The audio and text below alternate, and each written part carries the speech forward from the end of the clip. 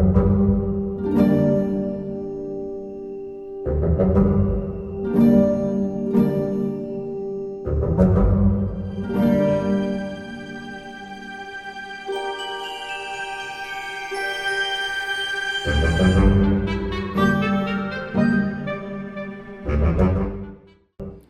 everybody, and welcome to day 25 of 31 and 31.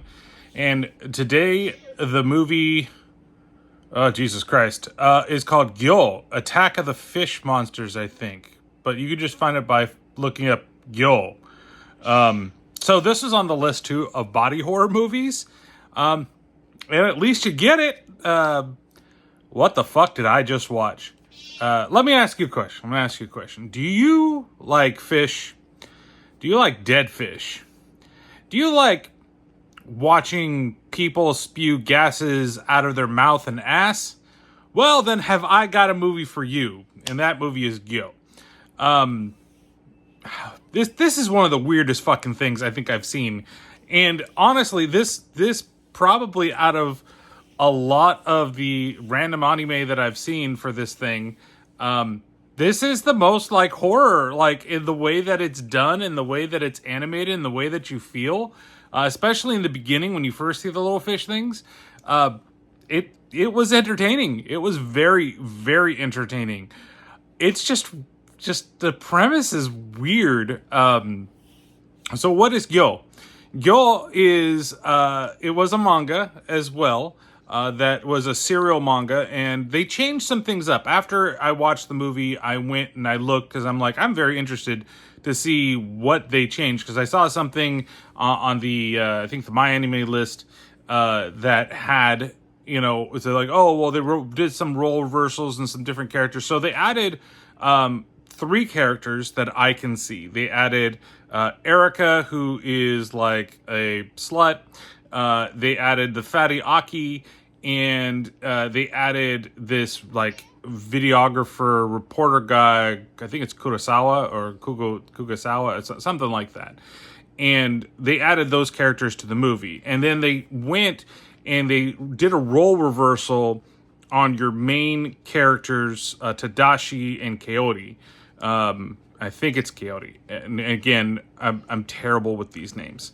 And basically, in the manga, it's Tadashi, like, he's the main survivor protagonist, even though, the little more of the focus, where in the film, Kaori is the one that is the, there goes my breakfast, the one that is the main focus of the film, going after Tadashi, who isn't seen very much in the film, and the videographer guy is kind of your stand-in for him in this movie.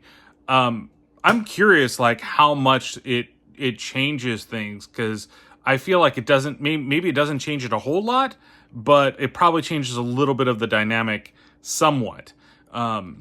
It's interesting. It's very interesting. And basically, she's like celebrating her graduation, so she's going down to Okinawa, or going up to Okinawa, and she's hanging out with her 2 friends. And of course, one of the friends, she wants to hook up with a bunch of guys, and the other friend is awkward, heavyset, and not really into that type of thing. And then all of a sudden, it's like, they when they get into the apartment, they open the door and it smells like death. And it's not the smell of like rotting fish, it's the smell of humans instead, like human decay. And they open the door and it's so pungent, and then they clear it out, and all of a sudden they see this weird thing running across the floor. And the scene is very effective, where you get like a first person view from the fish. And it starts out in the beginning too, where these fishermen out in the sea, they pick up these fish out of the ocean that look weird.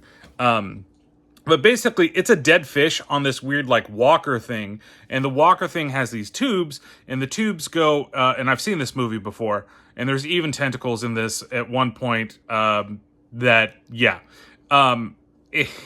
it's like, it's connected to parts of the fish, right? And with the fish, it's more like to the gills and stuff like that. Later on, it does connect to humans, and like I said, I've seen this movie before.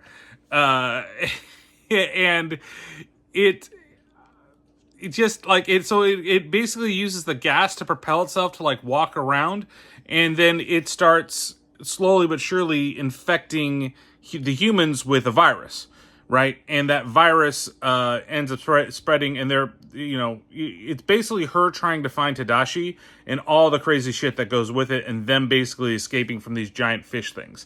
It has good runtime. It's a little over an hour and like maybe 15 minutes. It moves very, very fast.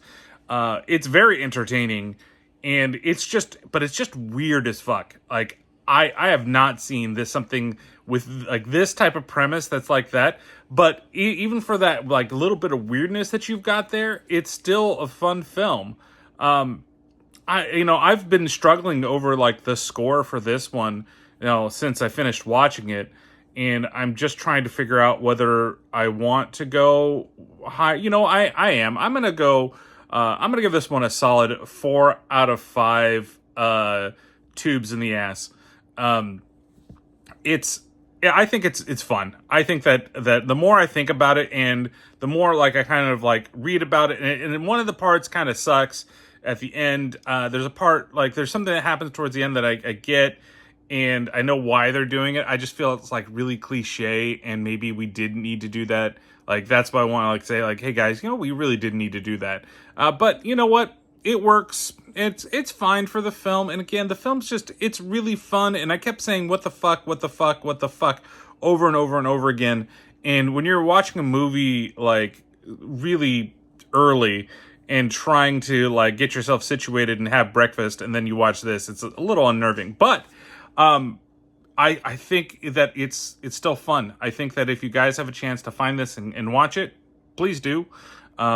I had to kind of go out of my way to find this one, but it was worth a watch. So, all right, that's it for today. We'll see you back tomorrow. I think we got one more anime-style movie to go, and then we're going to delve into a couple different things.